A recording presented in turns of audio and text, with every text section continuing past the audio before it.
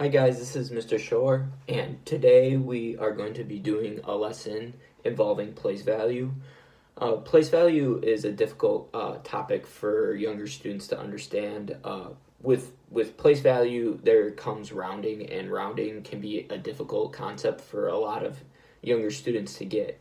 So with place value, some common mistakes that you see is that they have a hard time understanding the relationship between all the numbers that they see, and then they also sometimes make up their own rules with place value. So for today's activity, you're going to need counters, which look like this. You can use beans, paper clips, or anything else, but you just need a lot of counters. You're going to need these rectangular prisms, which represent 10 units. And then you will also need this square, which is a 10 by 10 square, which represents 100 units. So here are the three materials you will need.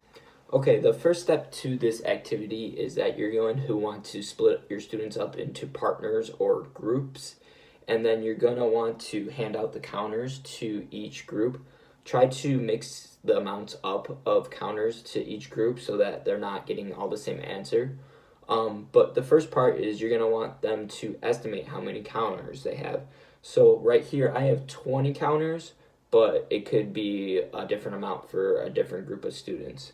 So when they're estimating, try to look for if they're looking at the size of the objects or how much space they take up. Those are good cues for a teacher to notice in estimating for anyone.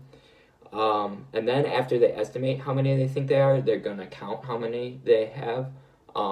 And then they're going to write the answer down for the estimate and then the actual answer. Okay, so the next step to this activity is having your students actually split the amount of counters they have up into groups of 10. And the whole idea of this is getting the students to understand that the idea of 10 ones equals 1 10. So here I split my counters up into one group of 10 and then another group of 10. So here is when I want the students to replace a group of 10 with 1 10. And then they can replace their second group of 10 with another 10. So let's say that I didn't have 20 counters, but let's say that I had 120 counters.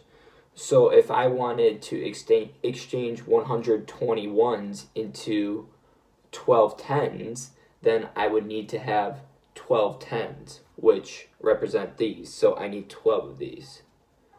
So here are 12 of them.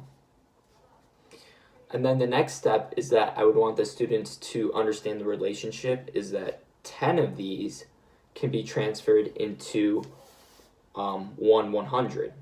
So then they could have this big cube. So now that you have 100 and 2 tens, students should be able to recognize that it equals 120. Once students are done with this process, they can write down the answer they got on their notebook paper. But the way I would like them to do it is to tell me how many hundreds they have. So write down maybe 2 100s, and then write down how many tens they have. So maybe that's 3 tens or 2 tens, and then write down how many ones they have, which maybe it could be 3 ones. So that's the way I would like them to write it down. After students write down their answers, they can rotate groups and then move to another station with a different amount of counters. And then the process continues until time runs out. That's it for this activity. Thank you very much.